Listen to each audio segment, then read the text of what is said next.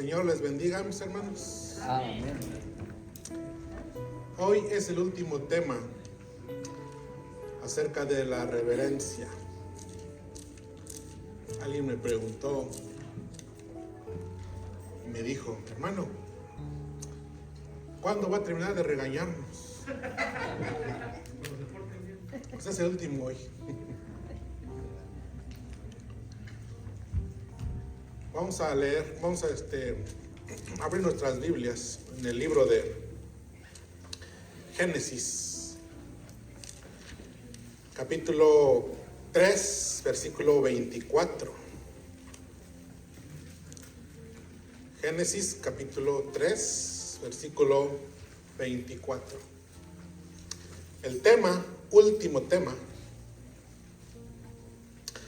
consecuencias de dar mal uso a las cosas sagradas.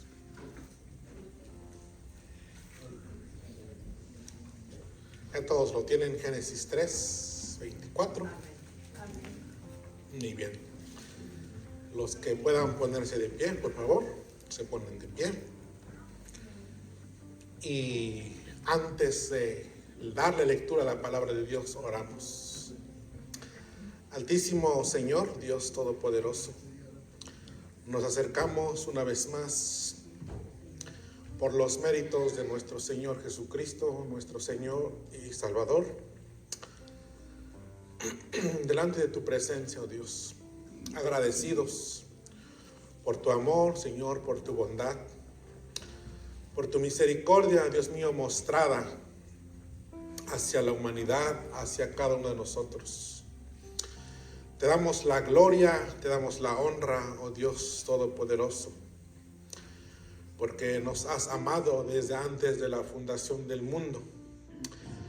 De modo, bendito Dios, que cuando nos diste perdidos, Señor, enviaste a tu Hijo unigénito para que muriera por nosotros y nos diera una vez más la oportunidad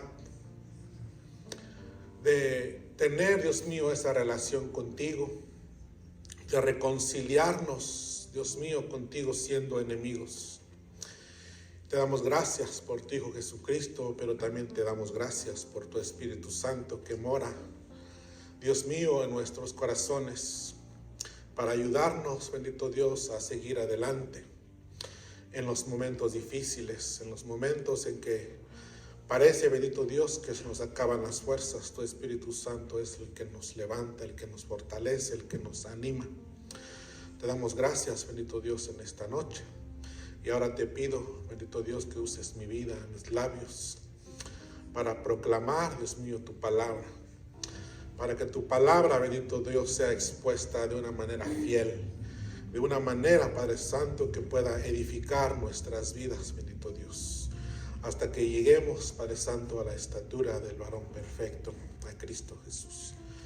Bendice nuestras vidas con tu palabra en esta tarde, en el nombre poderoso de Jesús. Amén.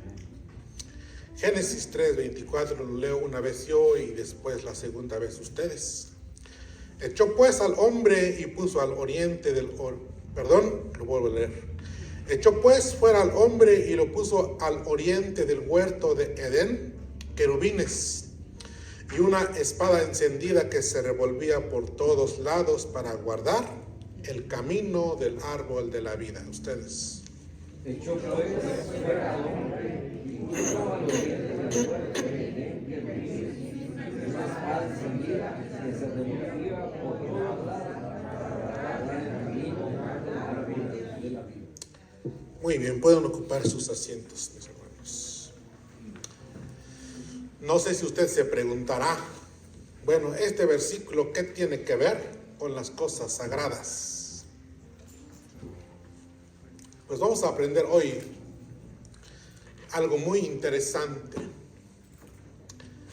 Y quise leer para dar comienzo, ¿verdad?, a este tema de hoy. Consecuencias de dar mal uso a las cosas sagradas. Este versículo tan importante. ¿Saben por qué es tan importante, mis hermanos? porque fue en el capítulo 3, versículo 24, cuando el hombre pasó de vivir en el jardín a vivir fuera de ella. Porque vivían en el jardín del Edén donde Dios había preparado todo para que el hombre pudiera vivir. Sí, y no le faltaba nada, absolutamente nada. Pero en este versículo 24, el hombre, el ser humano, quedó completamente separado y fue condenado a vivir fuera del jardín del Edén. Por causa del pecado. Porque Dios es un Dios santo. Y la santidad de Dios no puede habitar junto con el pecado. Y por eso es que los teólogos están de acuerdo, la mayoría de los estudiosos leyendo comentarios acerca de esto, de que lo que significa que una espada, dice que estaba alrededor del árbol para cuidar el árbol de la vida, significa precisamente la santidad de Dios. Para que el hombre no tuviera acceso a la santidad de Dios. Por eso es que el hombre quedó fuera. Y dice que también había querubines, ¿verdad? Lo leímos. Y puso al oriente del huerto de Edén, dice querubines. ¿Saben que estos seres, los querubines, están para guardar la santidad de Dios? Para proclamar la santidad de Dios. Cuando los querubines en el capítulo 6 del libro de Isaías estaban en la presencia de Dios, dice que ellos se miraban el uno al otro y daban voces diciendo: Santo, Santo, Santo es el Señor Dios Todopoderoso. Los querubines son los que guardaban el arca del pacto también, donde estaba el lugar santísimo, el lugar inaccesible, donde solamente un día al año el sacerdote podía entrar, pero tenía que purificarse para poder tener acceso a ese lugar. Entonces, según los que estudian o los doctores de la palabra de Dios, dicen que eso era lo que, o es lo que significa más bien, los querubines y la espada encendida que se revolvía por todos lados para guardar, dice, el camino o el acceso a ese lugar. Esto es muy importante que lo resaltemos, mis hermanos, porque ¿qué es la santidad de Dios? Durante, yo creo que ya un mes y medio hemos estado hablando acerca de la reverencia a Dios. Y dijimos que el tema principal es, ¿se acuerdan ustedes? La santidad de Dios merece reverencia. Y no quise acabar estos estudios sin recalcar una vez más la santidad de Dios. La santidad de Dios es la esencia de Dios. No hay nadie como Él. Absolutamente nada. La santidad es lo que le hace a Él ser Dios. Porque no hay nadie como Él. Isaías lo decía en su capítulo 57, versículo 15. Si ustedes quieren ir allá. Porque así dijo el alto, dice, y sublime. Dice, el que habita la eternidad, dice, cuyo nombre es el Santo. Yo habito, dice, en la altura y la santidad.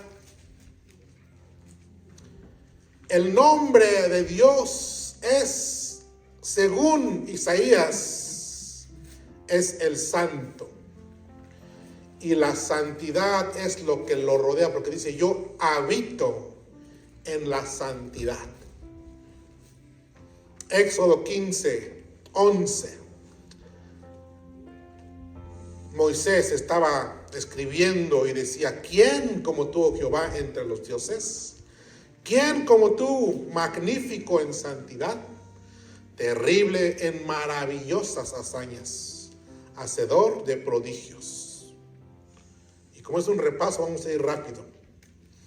El significado de la primera pregunta retórica es un cántico que celebra la incomparabilidad y la grandeza de Dios, destacando a Dios como un Dios único y glorioso.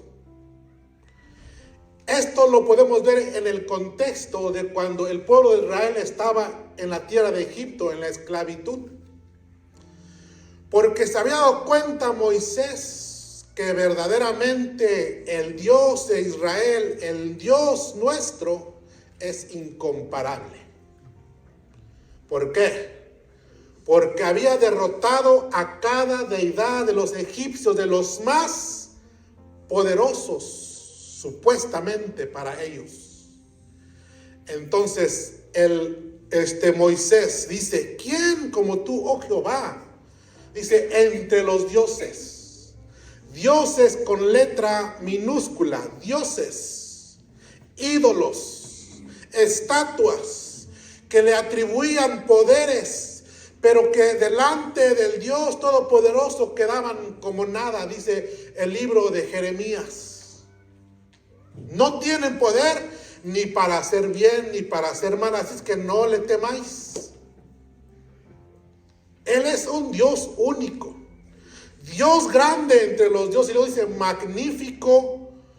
¿Quién como tú, magnífico en santidad, terrible en maravillosas hazañas, hacedor de prodigios?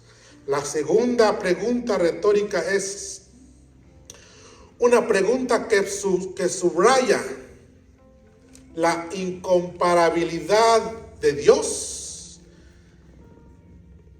subraya su pureza y su santidad, algo que lo distingue de todas las deidades paganas. Y por esa razón, Él merece nuestra alabanza. Él merece nuestra adoración. Él merece que nosotros lo hagamos todo con reverencia. Porque primero Él es un Dios sobre todos los dioses. Y luego es magnífico en santidad. Magnífico en santidad describe su perfección. Describe su pureza. La grandiosidad de su santidad. Un atributo que le hace único y completamente separado del pecado y completamente diferente a todo lo creado. Los estudios pasados hemos aprendido que Él, siendo un Dios separado de todo lo creado, si todo el universo se reduciera a la nada, Él sigue siendo Dios. Y como Él es el Dios incomparable, como Él es el Dios autosuficiente, Él puede volver a ser una nueva creación. Porque Él es el Dios incomparable, el Dios autosuficiente, que no necesita de nada ni de nadie para hacer lo que Él hace. Entonces,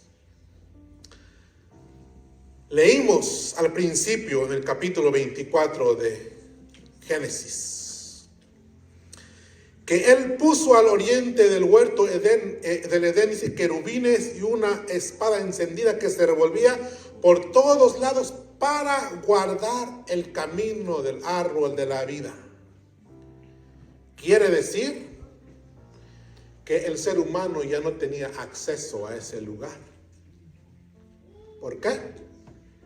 Porque Él es un Dios separado de todo pecado. Él es inaccesible. Siendo esto una realidad, el mundo o el ser humano estaba condenado a una vida eterna, separado de Dios, a una muerte eterna. Porque la paga del pecado es muerte. En el principio, Dios creó al hombre a su imagen, con la capacidad de poder disfrutar de una relación con Él, con la capacidad de poder hablar,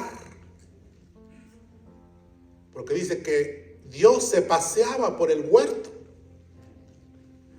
Génesis 3:8, y oyeron la voz de Dios que se paseaba en el huerto al aire del día.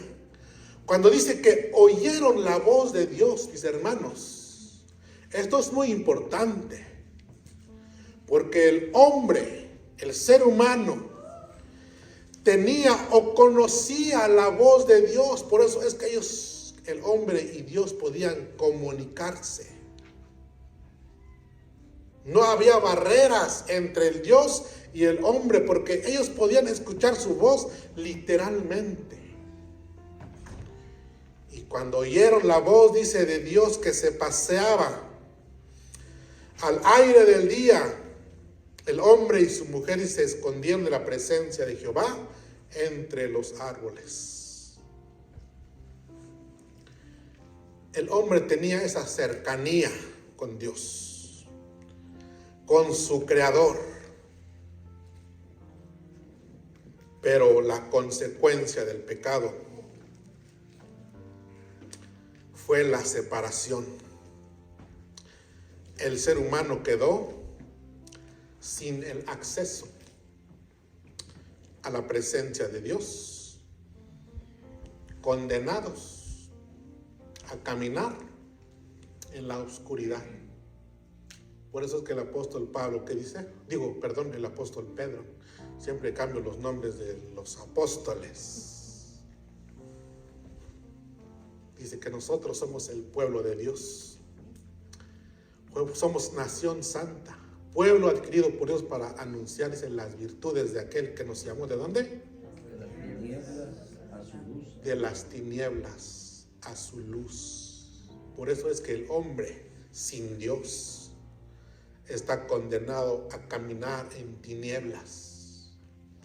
Pero cuando Dios nos rescató, cuando Dios nos sacó de esas tinieblas, nos trajo a esa luz admirable, con un propósito. Por eso es que les decía que mi objetivo no solamente era terminar el seminario. Mi objetivo es anunciar las virtudes, las grandezas, las maravillas del que nos rescató de las tinieblas a su luz admirable. Entonces,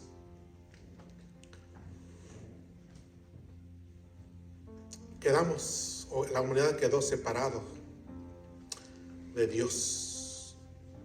Tras la desobediencia, Dios expulsó a Adán y a Eva del jardín del Edén, colocando querubines y una espada encendida para custodiar el camino al árbol de la vida, impidiendo que el hombre por su pecado regresara y comiera de él para vivir eternamente. Esto significa que el pecado separó a la humanidad de la presencia de Dios y de una comunión con Él. Y la espada, dijimos hace rato, la espada encendida simboliza la santidad de Dios y el juicio justo sobre el pecado, no permitiendo que la impureza se acerque al árbol de la vida. Pero esto es lo maravilloso, mis hermanos, que Dios diseñó un plan para una vez más tener la comunión entre Él y el hombre. Y lo hizo de esta manera. Éxodo 25, 1 al 9. Jehová habló a Moisés diciendo: di a los hijos de Israel que tomen para mí ofrenda de todo varón que la diere de su voluntad, de corazón tomaréis, dice, mi ofrenda. Esta es la ofrenda que tomaréis de ellos: oro, plata, cobre, azul, púrpura, carmesí, lino fino, pelos de cabras, pieles de carneros teñidos de rojo, pieles de tejones, madera de acacia, aceite para el alumbrado, especias para el aceite de la unción y para el incienso aromático, piedras de ónice y piedras de engaste para el efod y para el pectoral. Y harán un santuario para mí y habitaré en medio de ellos, conforme a todo lo que yo te muestre, el diseño del tabernáculo y el diseño de todos los utensilios, dice, así lo haréis. Dios es tan infinitamente amoroso, maravillosamente misericordioso, que siendo el hombre pecador, Él lo busca para salvar. Por eso que cuando Dios envió a su Hijo a este mundo, Jesús mismo estando reunido con Zaqueo, Él dijo que Él vino a buscar y a salvar lo que se había perdido. En el principio, Dios diseñó este lugar con un solo propósito: habitar en medio del pueblo. Por eso es que dice: harán un santuario para mí y habitaré en medio de ellos. Este tabernáculo serviría como lugar de reunión entre Dios, el Dios santo, y el hombre pecador. Es decir, un punto de encuentro, un punto de contacto, afirmando su deseo de morar en medio de su pueblo, haciendo su morada en medio de su pueblo Israel. ¿Por qué Dios diseñó este plan? Porque el hombre jamás volvería a su Dios si Dios no lo buscaba. Así como la oveja perdida en el monte, que la oveja allá cuando estaban quizás con los demás se perdió en el camino, y cuando llegó al redil el pastor se dio cuenta de que faltaba una sola oveja, pero el pastor sabía que esa oveja no tenía la capacidad de volver a su redil. El ser humano tampoco tiene la capacidad de volver a su Dios. Y por eso es que vino a buscarnos. Desde un principio quiso tener esa relación una vez más con su pueblo. Dice: para que yo habite en medio de ellos. Esto es lo que mandó Dios a Moisés que construyera. Y como quiero avanzar más rápido, no vamos a ver nada de cómo se hizo el arca. Si ustedes lo quieren leer, está desde el 25, todos los capítulos siguientes. Pero vamos a ver solamente cuando fue terminada el arca en el capítulo 39, versículo 32. Así fue acabada toda la obra del tabernáculo de reunión. E hicieron los hijos de Israel como Jehová lo había mandado a Moisés, dice, así lo hicieron. Moisés trabajó en el proyecto para que se pudiera construir el arca del pacto, un lugar de habitación donde Dios iba a morar y que el pueblo pudiera tener un contacto, un encuentro una vez más con su Dios. Después de terminado, lo siguiente fue la consagración de ese lugar. Éxodo 40:11. Y dice, finalmente pondrás el atrio alrededor y la cortina a la entrada del atrio, y tomarás el aceite de la unción y ungirás el tabernáculo y todo lo que está en él. Dice, y lo santificarás con todos sus utensilios y será santo. Ungirás también el altar del holocausto y todos sus utensilios y santificarás el altar y será, dice, un altar santísimo. Asimismo ungirás la fuente y su base y la santificarás. La vez pasada aprendimos acerca de esto mismo, que las cosas que el pueblo de Israel trajo a Moisés para construir el arca del pacto, cuando las personas lo traían y le daban a Moisés las cosas, se conocían o se podían, se consideraban cosas comunes, cosas que le podrían dar uso que la persona o la familia quisiera.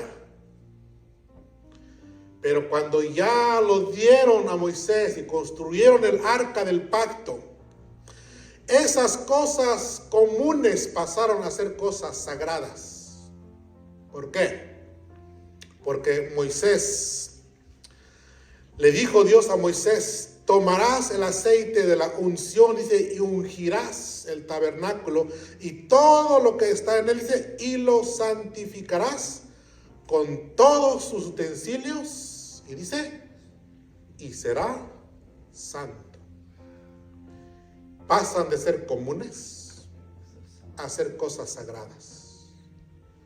Cosas que nosotros podíamos tomar y darle el uso regular que nosotros queremos en casa, hacer cosas sagradas que son exclusivos de usos para la gloria o para honrar a Dios, de uso exclusivo en la casa de Dios. Consagración quiere decir, o es el acto de consagrar y separar de lo común a lo sagrado para dedicarlo exclusivamente al servicio de Dios. Esto incluye las cosas y el lugar. Todas las cosas que hay dentro del tabernáculo de reunión y el edificio también pasan de ser cosas comunes a ser cosas sagradas. En el Antiguo Testamento, esto se refería al arca del pacto o del testimonio y todos los utensilios que habían dentro de ella, como el velo, la mesa de los panes de la proposición, el candelero, el altar de oro, el altar del incienso y todos los utensilios más pequeños, quizás hasta podíamos pensar insignificantes, pero estaban en el lugar de reunión y eran cosas sagradas. Y el mal uso de estas cosas era la profanación de algo sagrado. Y ahorita vamos a ver qué quiere decir profanación. Entonces, eso fue en el Antiguo Testamento, pero ahora en el Nuevo Testamento, en nuestros días, el tabernáculo es este edificio, la casa de Dios, que se ha dedicado exclusivamente para ese propósito, de que nos podamos reunir y podamos alabar a Dios, podamos orar, podemos cantar, podemos escuchar la palabra de Dios. O sea que este edificio es sagrado. Y todas las cosas que hay en este lugar también. Todo, no podemos excluir ninguna cosa. Todo es todo. Desde los más pequeñitos hasta los que se ven más como el piano grande aquí. desde las hojas que usamos para las peticiones, para las ofrendas, todas las bancas. ¿Saben que es muy grave? Ahorita vamos a aprender que el rayar las bancas donde nos sentamos es profanación. Son cosas sagradas. Dios buscó nuestra comunión una vez más. Pero no es porque si Dios nos estuvo buscando para tener una nueva relación con Él, podamos usar las cosas que están en el lugar santo como cosas comunes. No es adecuado, no es correcto. Entonces tenemos que tener mucho cuidado con las cosas que tenemos dentro de este lugar. Son de uso exclusivo para Dios. Tengamos mucho cuidado con eso. Todas las cosas que usamos en este lugar son de uso exclusivo para Dios. Dijimos que usarlas de una manera irreverente, inadecuada, es irreverencia a Dios y también es una profanación. Levítico 22, 1, 2. Dice, habló Jehová a Moisés diciendo, di a Aarón y a sus hijos que se abstengan de las cosas santas que los hijos de Israel me han dedicado, dice, y no profanen mi santo nombre. Dice, yo, Jehová. Es muy importante. Profanar significa tratar algo sagrado con falta de respeto, irreverencia o desprecio. Cuando usamos las cosas que están en este lugar de uso exclusivo para Dios, estamos faltando el respeto a la santidad de Dios porque han sido cosas separadas. Ya no son usos, son cosas comunes, ahora son cosas santas. Y cuando lo usamos de una manera inadecuada, de una manera irreverente, estamos profanando las cosas sagradas. Cuando Moisés escribe lo que Dios le está diciendo a los hijos de Aarón que se abstengan de las cosas santas, tiene un sentido de respeto y reverencia. Es tratar con mucho cuidado las cosas de Dios. Voy a leer dos versiones diferentes en este capítulo que acabamos de leer. La Nueva Traducción Viviente y la Nueva Versión Internacional, para que tengamos un entendimiento más claro de lo que está diciendo aquí Dios a Moisés. Nueva Traducción Viviente dice, el Señor le dijo a Moisés, dile a Aarón y a sus hijos, dice, que sean muy cuidadosos con las ofrendas sagradas que los israelitas apartan para mí, a fin de que no me deshonren, no deshonren mi santo nombre, dice yo, el Señor. Nueva Versión Internacional. El Señor ordenó a Moisés que dijera a Aarón y a sus hijos, dice, traten con mucho respeto las ofrendas sagradas que me consagraron los israelitas para no profanar mi santo nombre, dice yo, el Señor. Entonces, el abstenerse, o la palabra abstenerse que encontramos en la Reina Valera, su significado es tener cuidado con las cosas sagradas en la iglesia. Tratar con mucho respeto las cosas que tenemos en este lugar. Levítico 22:9. Guarden, dice, pues mis ordenanzas, para que no lleven pecado por ello, dice, no sea que así mueran cuando la profanen. ¿Ven la gravedad de la profanación de las cosas sagradas? Dice, para que no mueran cuando la profanen. Y luego termina diciendo, yo Jehová la santifico. Yo Jehová, el mismo Dios, santificó las cosas para que pasaran de ser cosas comunes a ser cosas sagradas. Y la profanación de ellas, la consecuencia es la muerte. Y ahorita vamos a ver unos ejemplos. Vamos a ir rápido porque no vamos a acabar. Hay una historia en el libro de Daniel. Y lo voy a mencionar nada más para no tomar mucho tiempo. El rey Belsasar. Capítulo 5 de Daniel relata la historia del rey Belsasar, quien organizó un banquete para sus príncipes y sus concubinas, el cual bebieron vino en los vasos, dice, sagrados del templo de Dios. Y eso lo encontramos en el capítulo 5, versículo 2. Belsasar, dice, con el gusto del vino mandó que trajesen los vasos de oro y de plata de Nabucodonosor su padre. Su padre había traído del templo de Jerusalén para que bebiesen ellos, el rey y sus grandes, sus mujeres y sus concubinas. Belsasar, o el rey Belsasar, en su arrogancia profanó los objetos sagrados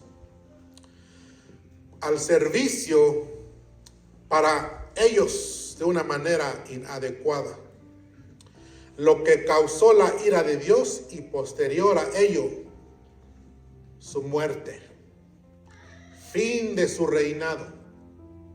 ¿Por qué? Porque tomó las cosas sagradas del templo para uso común. Dios le terminó el reino, y no solamente eso, sino que también murió.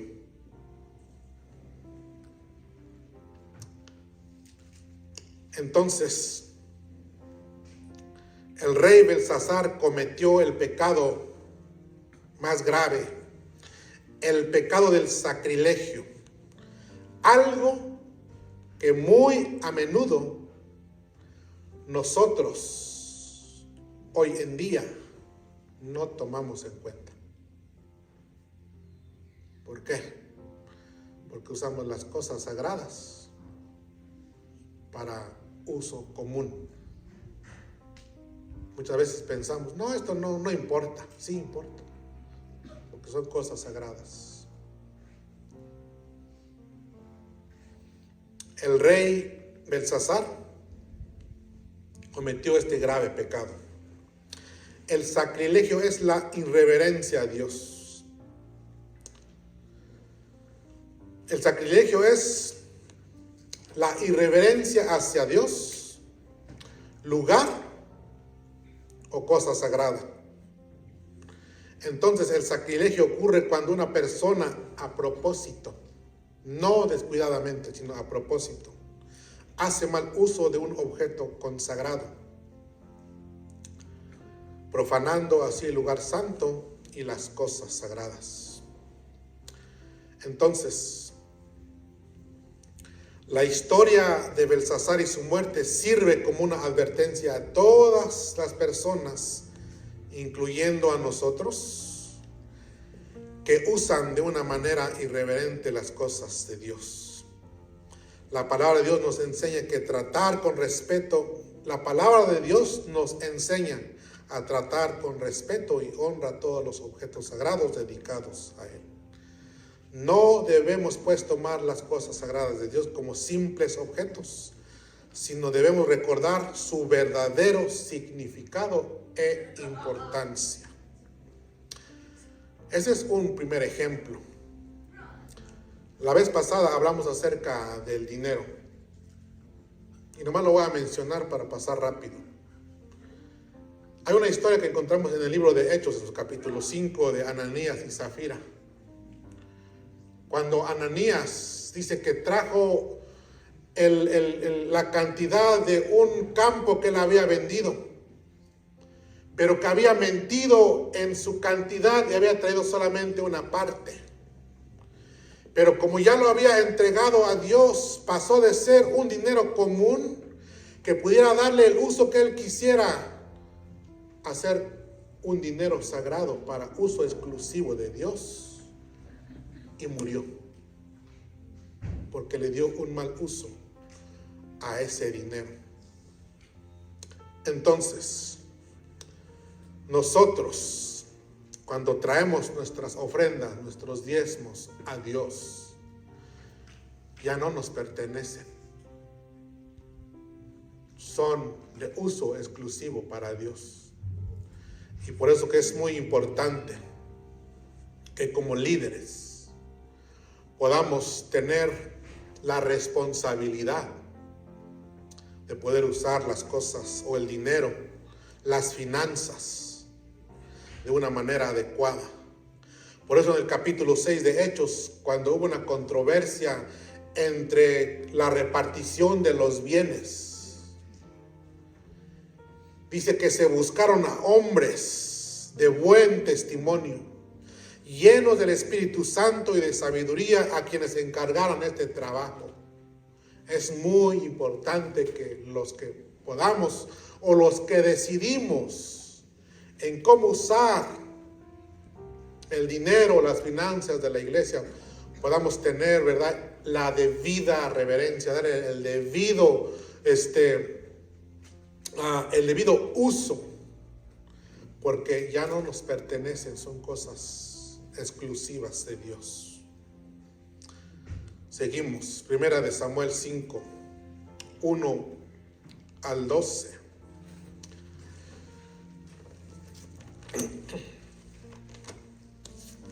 Vamos a darle lectura, pero no sé si todo. Vamos a ver.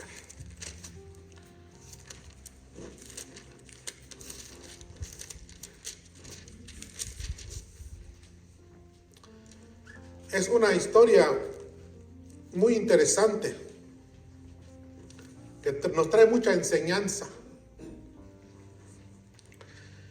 Y esta historia habla acerca del arca del pacto que Moisés había construido. Una vez el pueblo de Israel salió a pelear contra los filisteos y perdieron la guerra.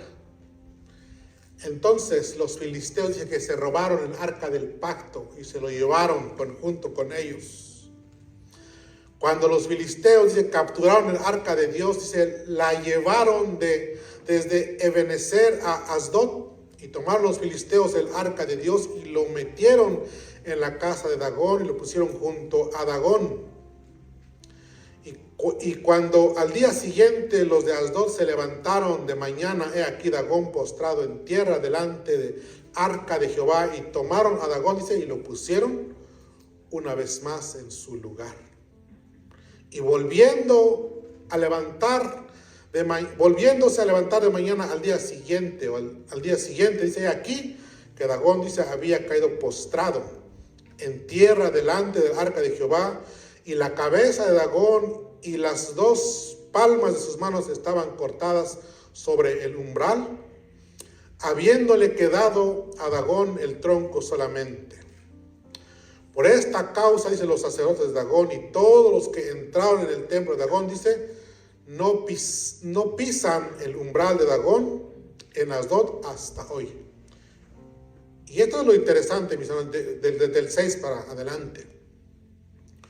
Dice, y se agravó la mano de Jehová sobre los de Asdod, y los destruyó y los hirió con tumores en Asdod, dice, y a todo su territorio. ¿Por qué? Porque tomaron las cosas sagradas y lo metieron a un lugar que ellos lo habían dedicado a una adoración pagana. Cosas sagradas que se usan de manera inadecuada traen consecuencias. Y aquí dice que la mano de Jehová se agravó sobre ellos y los destruyó, los hirió con tumores. Y viendo esto, los de Asdod, dice, dijeron, no quede con nosotros el arca de Dios de Israel, porque su mano es dura sobre nosotros y sobre nuestro Dios Dagón. Convocaron pues a todos los príncipes de los filisteos y dijeron, ¿qué haremos del arca de Dios de Israel? Y ellos respondieron: pase el arca de Dios de Israel a Gat. Y pasaron allá el arca de Dios de Israel. Y aconteció que cuando lo habían pasado, dice, la mano de Jehová estuvo contra la ciudad con gran quebrantamiento, y afligió a los hombres de aquella ciudad, desde el chico hasta el grande, y se llenaron de tumores. Entonces enviaron el arca de Dios a Ecrón.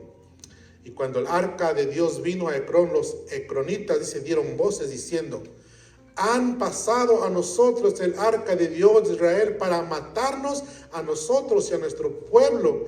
Y enviaron y reunieron a todos los príncipes de los filisteos, diciendo: enviad el arca de Dios de Israel y vuélvase a su lugar, y no nos mate a nosotros ni a nuestro pueblo, porque había consternación de muerte en toda la ciudad, y la mano de Dios se había agravado ahí.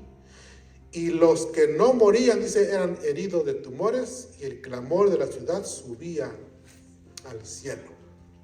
Esas son las consecuencias de tratar las cosas sagradas como cosas comunes.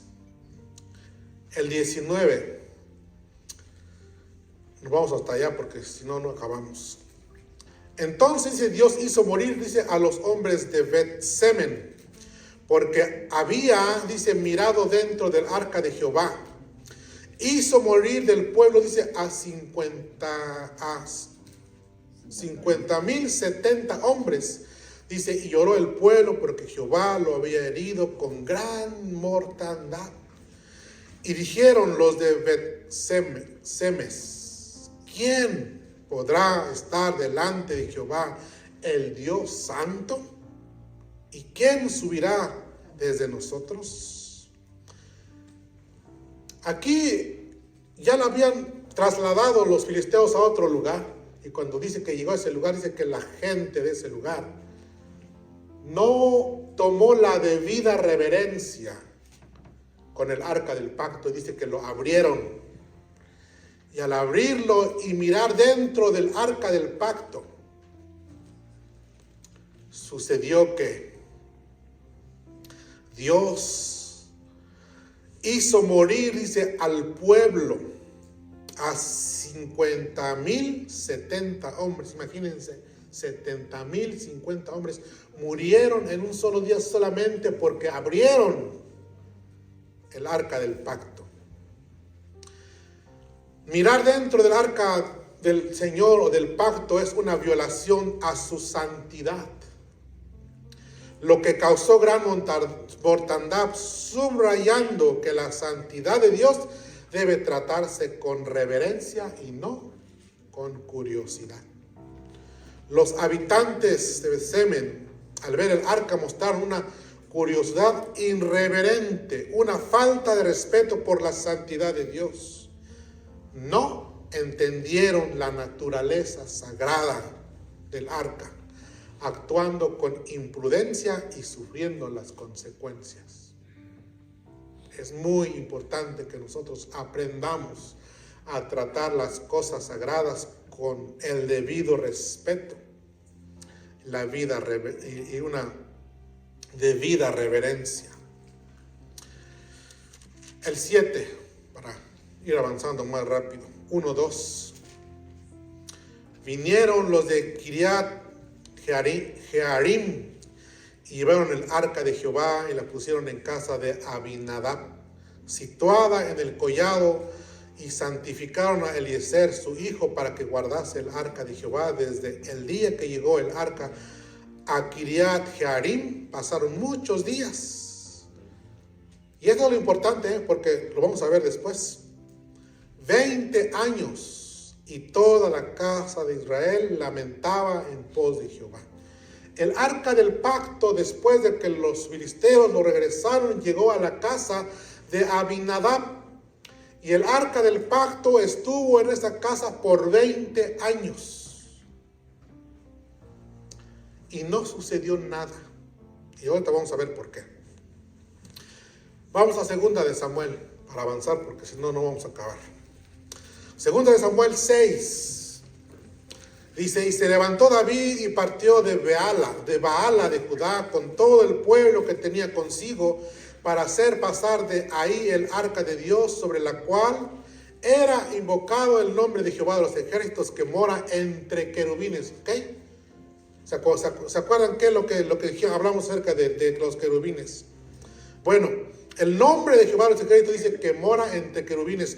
Pusieron el arca de Dios sobre un carro nuevo y lo llevaron de la casa de Abinadab, que estaba en el collado, y Usa y Ahío, hijos de Abinadab, guiaban el carro nuevo. Y cuando lo llevaron de la casa de Abinadab, que estaba en el collado con el arca de Dios, dice, Ahío iba delante del arca, y David y toda la casa de Israel, dice, danzaban delante de Jehová con toda clase de instrumentos de madera de haya, con arpas, salterios, panderos, flautas y címbalos. Cuando llegaron a la era de Nacón, dice, Usa extendió su mano al arca de Dios y la sostuvo, porque los bueyes tropezaban.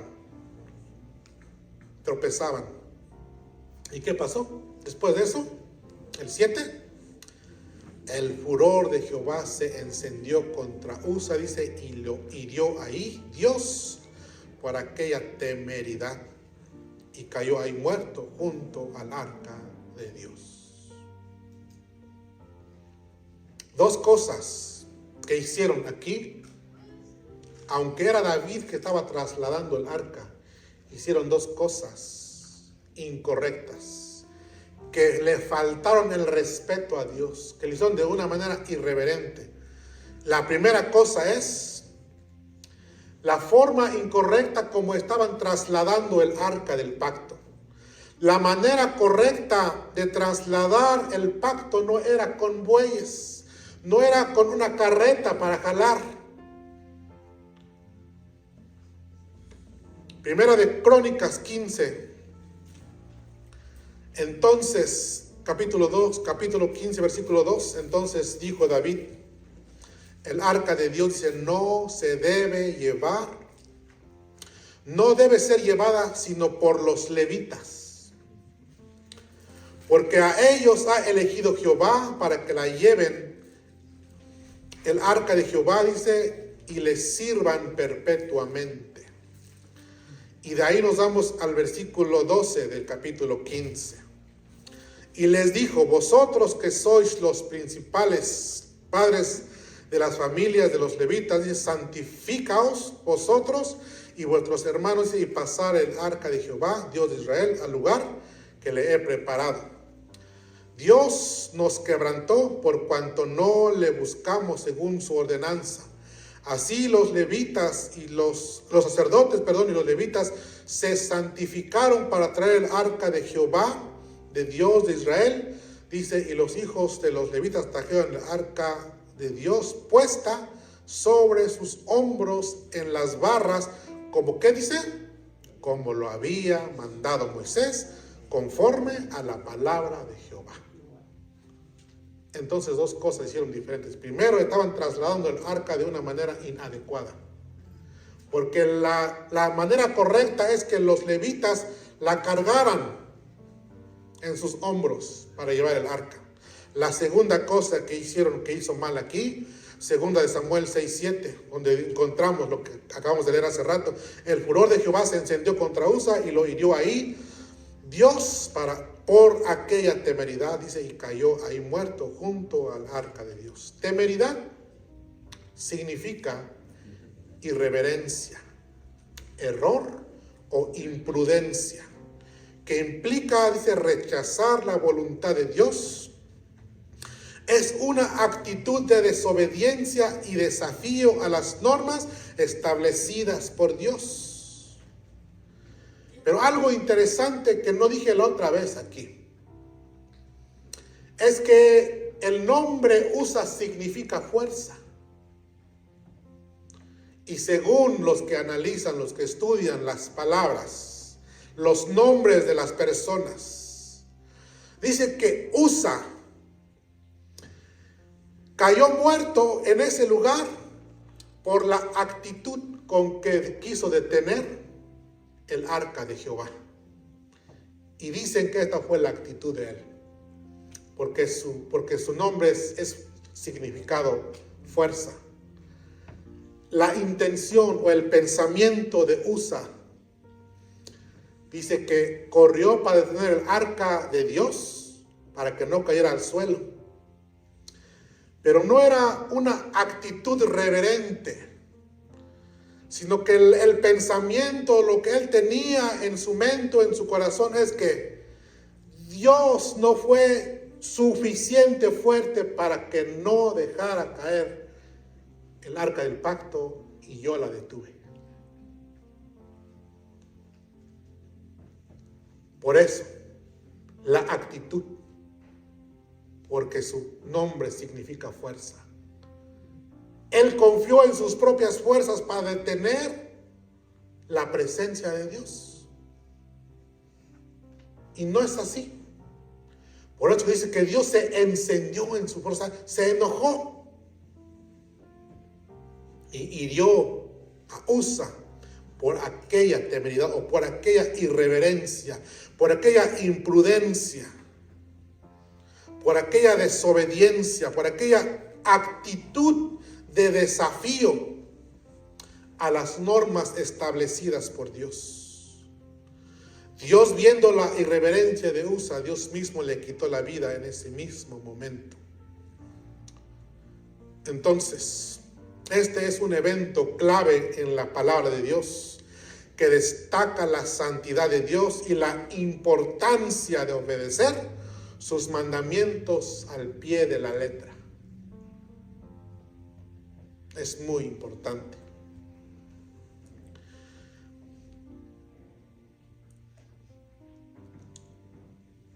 Eso es lo que pasó con Usa y murió. Segunda de Samuel 6:10. Para terminar, después de este terrible suceso, mientras ustedes llegan a segunda de Samuel 6:10, 11, la historia del rey Belsasar, de Ananías y la de Usa es una lección poderosa para recordarnos la importancia de tratar las cosas sagradas de Dios con reverencia y respeto y con mucho cuidado. Segunda de Samuel 6:10 a 11. Miren lo que pasó aquí.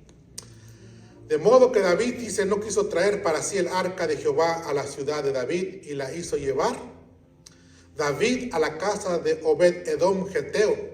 Y estuvo el arca de Jehová en casa de Obed-Edom Geteo 3 meses y bendijo la casa de Obed-Edom y toda su casa. ¿Por qué la diferencia? ¿Por qué estuvo 20 años en la casa de Abinadab y no sucedió nada?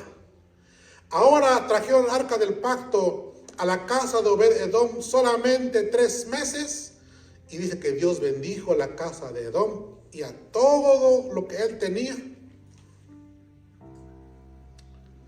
Esta es la diferencia, mis hermanos, cuando nosotros tomamos las cosas con reverencia.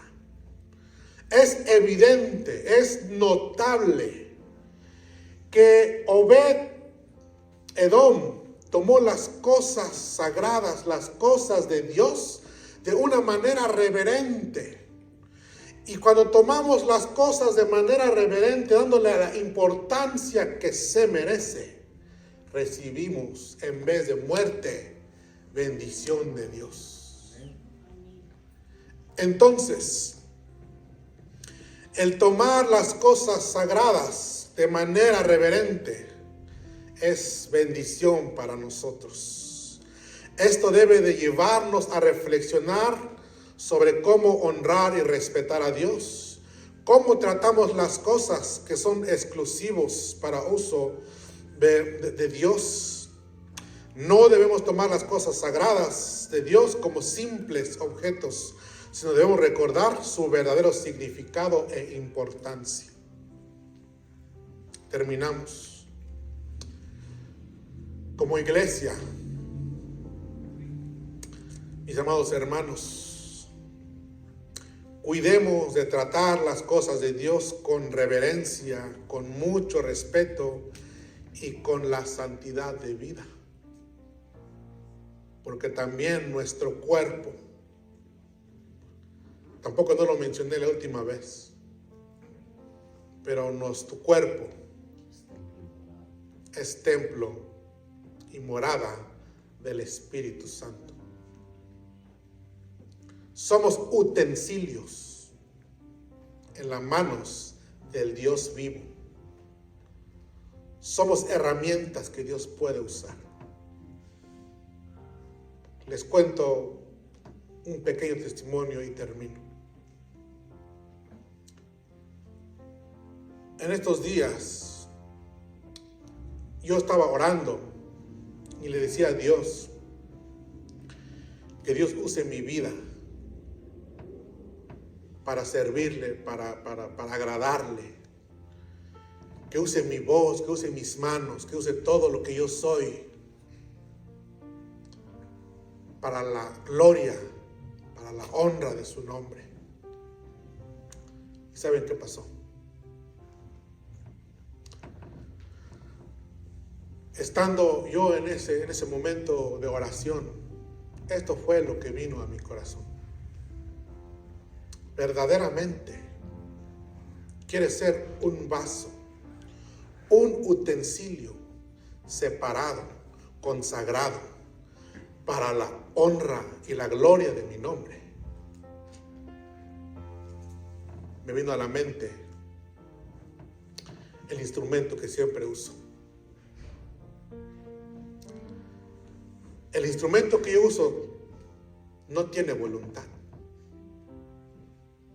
La uso como yo quiero.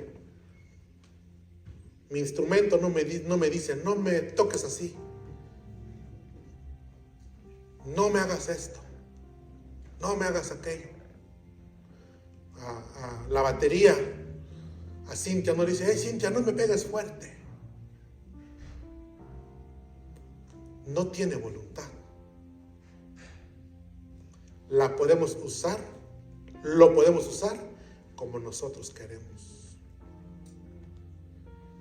Si nosotros queremos ser utensilios, herramientas, vasos en las manos del Dios vivo, tenemos que ceder nuestra voluntad. El apóstol Pablo decía, ya no vivo yo. Cuando dice ya no vivo yo, ya no tiene voluntad de decisión. Ya no decide por sí mismo. Ya no vivo yo, mas Cristo vive en mí.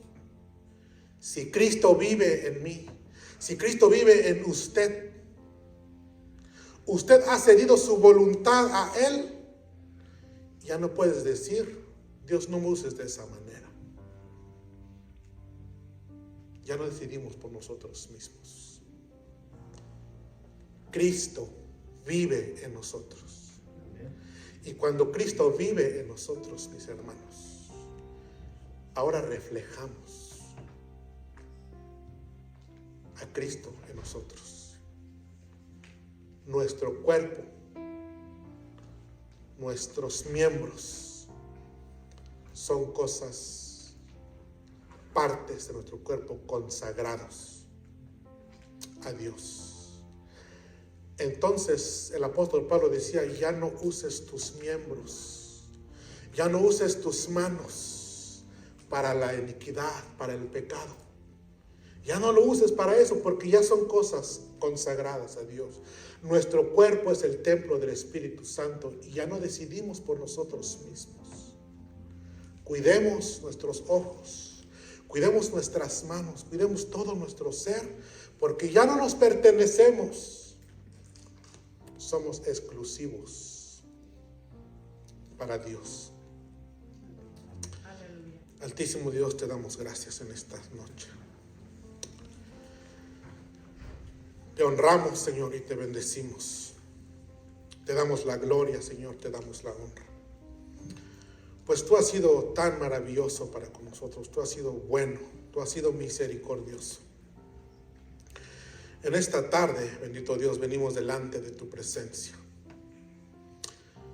confesando, Señor bendito, que no hemos sido hombres y mujeres que han tenido cuidado, Dios mío, en las cosas exclusivas, de usos exclusivos para la gloria de tu nombre, que a veces inconscientemente, bendito Dios, hemos profanado, hemos deshonrado, Señor, tu nombre al usar las cosas consagradas a ti como usos, como cosas comunes.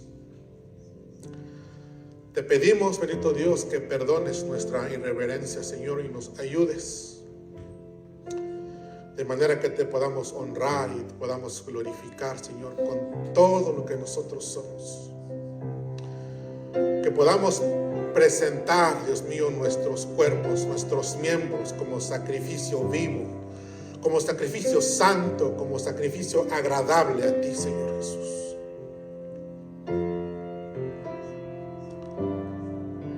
El profeta Isaías escribía y decía: he aquí que no se ha acortado la mano de Jehová para salvar, ni se ha agravado su oído para no oír. Pero vuestras iniquidades han hecho división entre vosotros y vuestro Dios, y vuestros pecados han hecho ocultar de vosotros su rostro para no oír. Porque vuestras manos están contaminadas de sangre, y vuestros dedos de iniquidad. Vuestros labios pronuncian mentira, hablan maldad vuestra lengua. Confesamos, Señor, nuestros pecados. Reconocemos, Señor, nuestra irreverencia, Señor. Y queremos con todo nuestro corazón, por medio del sacrificio de nuestro Señor Jesucristo, restablecer, Padre Santo, esa comunión contigo. Si hay alguien en este día, en esta noche, que quiere aceptar o reconciliarse con Dios, sabiendo que somos pecadores,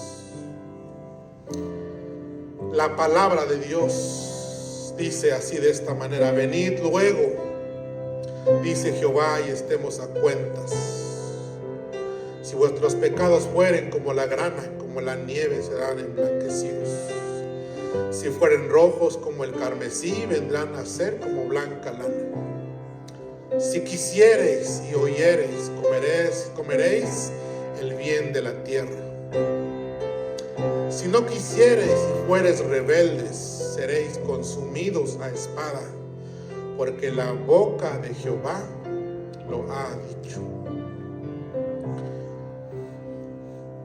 Si hay alguien en esta noche que quiere reconciliarse con Dios, este es el momento preciso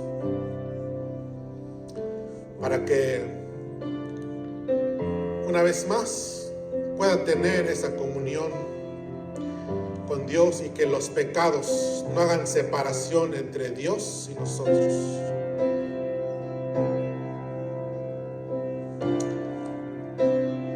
Si no hay nadie más, si no hay alguien, perdón, como este es el último tema de la consagración o de la reverencia a Dios, le voy a pedir a mi pastor que pase y que dé por terminado esta serie de estudios. Que el Señor les bendiga, mis hermanos. Muchas gracias. Gracias, Señor. Bueno, yo creo que a través de estos meses, mañanas y tardes que hemos recibido estos mensajes de aprendizaje, para los que ya lo sabíamos, un recuerdo. Gracias, hermano Jacob, por su dedicación, su tiempo, su esfuerzo, su preparación para estos temas. Y bueno, yo creo que esto nos ha concientizado, ¿verdad?, acerca de todo lo que hacemos y damos y ofrecemos al Señor. Amén.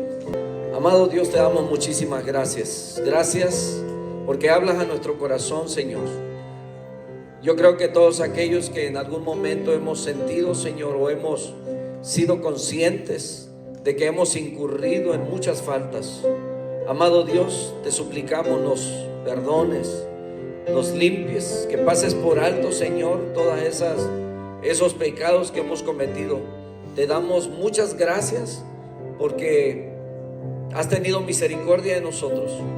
Gracias porque no se ha aplicado, Señor, con nosotros lo que sucedía en la antigüedad, cuando tenían que morir físicamente.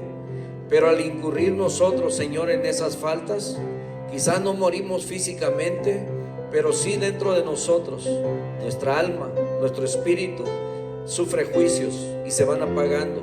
Así como aquellos que han incurrido, Señor, en faltas al llevarse, Señor, lo que a ti te pertenecía, aquellos que tomaron de tu tesoro, aquellos que han hecho cosas indebidas, Señor, con los instrumentos, o incluso, Señor, aquello que pertenecía y que ha sido dedicado para ti.